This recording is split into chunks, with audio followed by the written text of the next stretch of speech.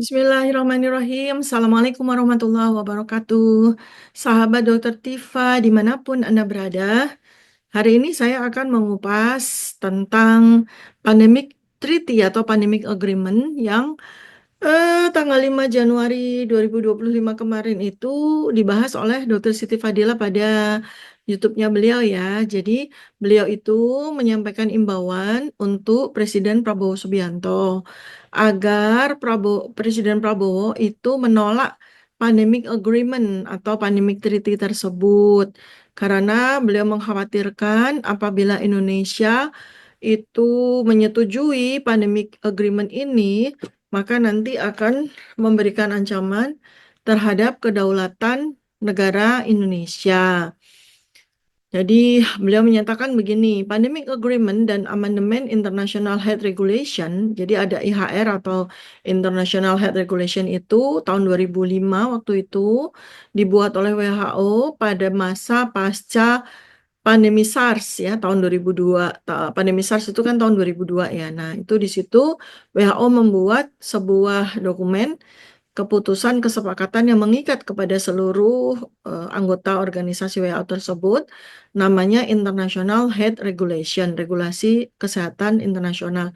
Dan baru-baru ini IHR ini koreksi ya dalam bentuk amandemen. Dan yang kemudian yang baru itu adalah dokumen Pandemic Agreement atau yang di tahun-tahun lalu itu dikenal sebagai Pandemic Treaty. Nah, ini cerita tentang Pandemic Treaty ini kan agak unik karena apa? Udah 3 kali ganti nama ya. Pertama yang santer itu adalah Pandemic Treaty, Traktat Pandemik gitu. Kemudian diganti namanya menjadi Pandemic Agreement dan yang terakhir saya cek namanya sekarang menjadi Pandemic Accord. Pokoknya intinya adalah kesepakatan pandemik.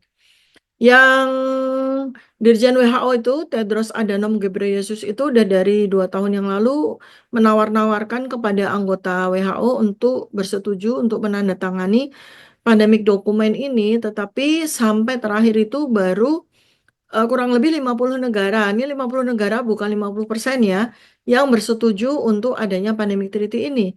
Karena anggota WHO itu 194 total, maka kalau mau keputusan itu mau dijadikan kesepakatan tuh kan harus mencakup persetujuan 50% plus satu negara ya. Artinya di atas kurang lebih sekitar 90-an something gitu yang bersetuju. Maka pandemic treaty itu akan ditandatangani dan menjadi kesepakatan bersama. Walaupun sebagian 50% lagi itu menolak untuk bersepakat. Nah, pada awal tahun 2025, tampak-tampaknya nih, pandemic agreement ini akan mendapat ancaman yang besar sekali untuk ditolak untuk tidak jadi ya. Karena apa? Presiden Amerika Serikat Donald Trump itu udah menyatakan diri keluar dari WHO. Jadi kalau udah menyatakan diri keluar dari WHO ya udah nggak ada lagi hitung-hitungan persetujuan dari Amerika Serikat terhadap pandemic treaty ini kan. Dan khawatirnya apa yang menjadi keputusan dari Donald Trump untuk Amerika keluar dari WHO ini akan jadi domino efek, akan bisa diikuti oleh negara-negara yang lain, terutama sekutu-sekutunya Amerika ya. Ini kan khawatir banget ini. Jadinya WHO ini sekarang itu panik, apalagi yang tanda tangan itu baru 50 negara, masih jauh banget dari 50% plus satu negara ya. Nah, kemudian Ibu Siti Fadila ini mengimbau nih, mengimbau dengan sangat agar Presiden Prabowo nggak ikut-ikutan menyetujui pandemi treaty ini. Persoalannya adalah ya, karena pada waktu gagasan pandemic treaty ini sedang digodok di WHO, ada beberapa negara yang terlibat dalam menjadi panitia paling awal. Salah satunya Indonesia. Jadi salah satu negara yang menjadi panitia paling awal inisiator itu Indonesia loh ya. Dan Indonesia tentu saja ya sampai dengan hari ini kalau tidak ada sebuah langkah yang ekstrim atau radikal atau drastis lah dari Presiden Prabowo ya berkemungkinan besar Indonesia tetap bersetuju ya. Gimana nggak bersetuju orang jadi panitia inisiator kok ya. Namun, saya juga sampaikan kepada sahabat Dokter Tifa semua bahwa waktu itu panitia dan Indonesia termasuk inisiator, bahkan termasuk penyandang dana terhadap pandemic treaty ini, itu kan di masa pemerintahan rezimnya Jokowi kan. Sekarang kan presiden kita ganti, Presiden Prabowo Subianto. Kenapa eh, imbauan dari Dr. Siti Fadila ini menjadi relevan ya karena beliau bicara dengan presiden yang baru, bukan presiden yang waktu itu mengutus delegasi Indonesia untuk ikut di dalam persiapan pandemic treaty ini. Nah, pandemic treaty itu sebenarnya apa sih? Itu betapa berbahayanya sih sebenarnya kalau itu dijadikan sebagai acuan yang bersifat mengikat kepada seluruh negara gitu ya. Sebenarnya itu adalah sebuah instrumen dokumen berisikan sebuah kesepakatan yang mengikat kepada seluruh anggota WHO yang berisikan tuh ada prevention atau pencegahan, kemudian preparedness atau persiapan dan respon terhadap future pandemics. Dari visi dan misinya saja kan kita jadi agak bertanya ya, memang pandemik akan terjadi lagi. Memang WHO udah tahu bakal ada pandemik lagi. Memang di masa depan in the future itu ada pandemik lagi kan jadi bertanya-tanya seperti itu kan ya. Nah, udah nih sebetulnya nih adalah kalau dalam bahasa bahasa marketing ya ini jualan yang barangnya kurang bagus ya karena udah 2 tahun disodor-sodorkan dipromosikan masih belum bergeming tuh negara-negara ya karena memang ada pasal-pasal yang memang benar-benar harus dikritisi ya sebelum Indonesia itu menyatakan dukungan atau bersetuju dengan pandemi treaty yang ya ini yang ditekankan betul kepada Presiden Prabowo Subianto. Nah, jadi alasannya sebenarnya kenapa harus ada pandemic treaty sih? Jadi WHO itu membuat situasi pandemi COVID itu sebagai alasan atau argumentasi adanya pandemic treaty. Jadi ceritanya terutama adalah soal distribusi vaksin yang dianggap oleh WHO itu tidak adil, tidak merata di seluruh dunia. Karena sekitar mungkin 70% dari vaksinasi COVID itu hanya terdistribusi ke Amerika, ke Eropa, dan ke Australia gitu. Dan beberapa negara Asia, kemudian Afrika dan negara yang lain itu hanya mendapatkan vaksin COVID itu dalam jumlah yang sangat sedikit. Ya, kalau seperti itu faktanya ya patut dong kita berucap Alhamdulillahirobbil alamin. Ya, karena setelah 3 tahun berlalu masa pandemi dan kemudian pemberian vaksinasi itu kurang lebih sudah diberikan kepada 6 miliar penduduk dunia, ternyata pharmacovigilance atau evaluasi terhadap penggunaan vaksin COVID itu kan menunjukkan betapa banyaknya side effect atau efek samping dari mulai yang ringan sampai yang paling parah yang mengancam nyawa itu sudah dilaporkan lebih dari 1.290 jenis efek samping artinya komplikasi seperti itu yang serius-serius dan berat-berat ya seperti kerusakan jantung, kemudian terjadi stroke, hipertensi tiba-tiba, diabetes, bahkan bermunculan kanker yang aneh-aneh di mana-mana atau relapse ya kanker yang dulu diderita oleh penderita kanker lalu kemudian sudah dinyatakan bersih dan mantan penderita itu sudah dinyatakan sebagai survivor sudah bersih ternyata pada masa pandemi ketika ada pandemi COVID kemudian mendapatkan vaksinasi ternyata malah relapse ya dan stadiumnya menjadi tinggi seperti itu kan fakta-fakta yang ada di lapangan dan itu pun sudah dilaporkan ya.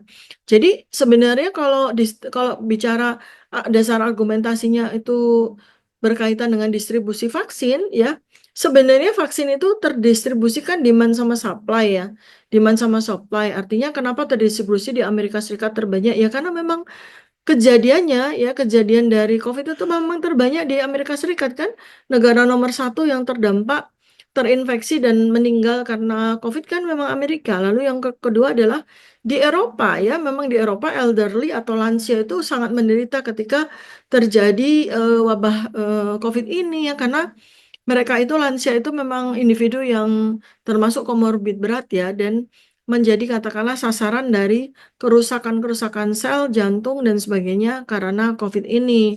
Nah, karena itu maka demand-nya untuk vaksin kan menjadi tinggi. Jadi itu persoalannya adalah persoalan demand supply gitu kan. Kemudian itu yang menjadi dasar paling kuat dari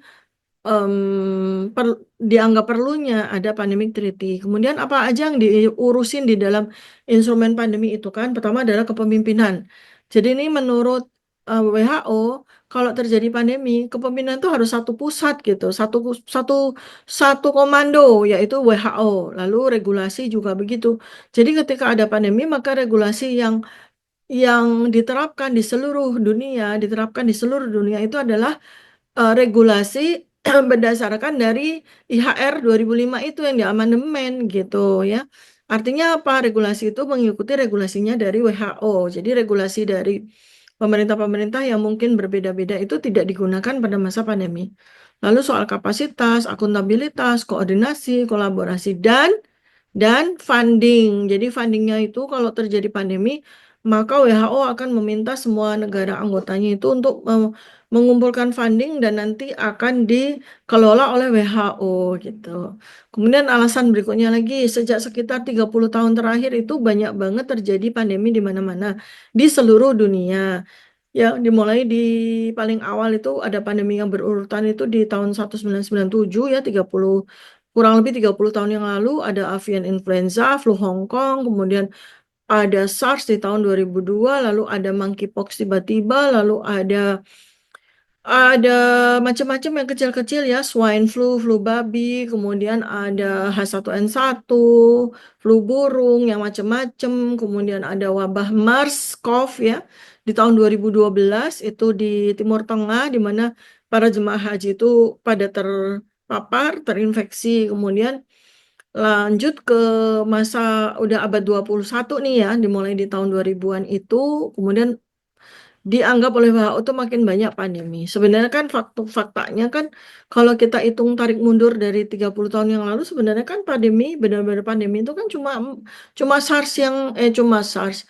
Cuma COVID ya sama SARS sih tahun 2000 karena definisi operasional dari pandemi itu kalau ada sebuah sebaran infeksi yang tersebar di 9 negara atau lebih. Jadi kalau ini antara timeline 30 tahun yang lalu ya yang memenuhi syarat ada SARS di tahun 2002 dan kemudian COVID ini ya kan artinya nggak sering-sering amat kok nggak menjadi sebuah dasar atau argumentasi yang sangat kuat untuk adanya pandemic treaty yang mengikat kepada seluruh anggotanya. Lalu apalagi sih yang scope of activity-nya gitu. Jadi adanya universal health coverage semacam BPJS tapi berlaku secara internasional.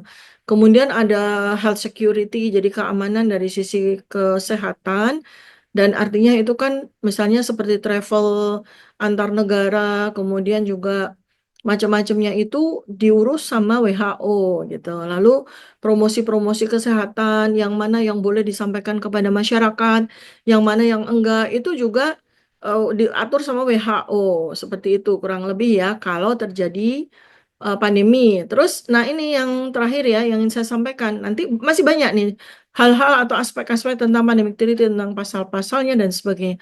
Tapi yang paling menarik adalah apa saja atau siapa saja yang bakal diurus atau diatur dalam pasal-pasal dari pandemic treaty. Ternyata bukan cuma kesehatan manusia, bukan, tapi juga kesehatan binatang, kemudian kesehatan lingkungan, itu tuh semua menjadi urusan dari WHO gitu. Nah, ini kan yang kok jadi WHO jadi super body ya mengatur semuanya gitu. Kemudian tentang tata pemerintahan ya, maksudnya undang-undang yang diberlakukan di pemerintahan di masing-masing negara itu juga diatur sama WHO. Kemudian apa namanya transfer agreement, transfer material agreement, kalau ada spesimen-spesimen itu juga diatur sama WHO juga. Terus trading antar negara, misalnya tentang vaksin, tentang obat, tentang segala macam ya, laboratorium, kemudian alat kesehatan ya, itu diatur semua sama WHO, termasuk juga hewan-hewan, biodiversity, kemudian pangan ya, aturan pangan itu semua maunya diatur sama pandemic treaty gitu oleh WHO atas nama pandemic treaty. Termasuk nanti akan dibuat sebuah sistem digitalisasi namanya One Health. Itu adalah semua semua yang berkaitan dengan kesehatan termasuk makanan, kemudian termasuk penggunaan obat-obatan, kemudian termasuk daging ya, pengaturan daging, kemudian termasuk pergerakan dari populasi. Kalau sampai terjadi pandemi itu pergerakan populasi itu juga diatur sama WHO. Kemudian tata kelola sosial itu juga diatur sama WHO. Kemudian isu-isu yang terkait dengan iklim ya, climate change, kemudian itu juga semua tuh diatur apa-apa yang boleh untuk disampaikan dan apa-apa yang tidak itu semua diatur oleh WHO termasuk isu tentang polusi polusi udara, tentang pencemaran air, kemudian tentang deforestation, jadi penebangan hutan itu juga diatur semua sama WHO karena ini pokoknya berkaitan sama kesehatan. Kemudian macam-macam. Jadi inilah yang dikhawatirkan ya, ya kalau kita dalami lagi satu-satu ya memang betul apa yang di-warningkan oleh Dr. Siti Fadila kepada Presiden Prabowo itu juga ya banyak benernya gitu kan dan eh, kecuali apabila kita nanti akan coba dalami lagi gitu. Yang mana sih pasal-pasal dari Pandemic Treaty atau Pandemic Agreement ini yang memang benar-benar mutlak untuk kita tolak, dan mana pasal-pasal yang so far oke untuk dikerjakan, dan terutama juga ini mesti dibuat sebuah panitia ad hoc ya di pemerintah khusus untuk mengkaji Pandemic Agreement. Jadi jangan sampai presiden itu buru-buru bersetuju gitu. Apalagi nih WHO ini kan dapat dapat apa peringatan keras ya dari NWO ya, dari NWO, dari Global Government, dari Global Government, bahwa kalau sampai Mei 2025 itu nggak ditandatangani juga, WHO bakal ada sanction ya, bakal ada sanksi ya, mungkin termasuk penggantian dirjen WHO-nya, mungkin termasuk anggaran finansialnya dan segala macam ya. Itu tuh yang menjadi kan mengapa ini Pak Tedros ini udah kayak sales aja kemana-mana ya minta persetujuan kepada negara-negara anggotanya. Jadi itu sedikit yang bisa saya sampaikan, nanti akan sambung lagi insya Allah apabila ada kesempatan berikutnya. Mudah-mudahan bermanfaat untuk sahabat Dokter Tifa semuanya. Jangan lupa pantengin channel Dokter Tifa ya, DRTF dan Dokter Tifa Channel. Dan jangan lupa yang belum subscribe, subscribe. Kemudian dukung untuk share agar pengetahuan dan informasi serta ilmu yang saya berikan pada channel saya bisa bermanfaat bagi banyak orang. Terima kasih banyak. Assalamualaikum warahmatullahi wabarakatuh. Salam kebenaran.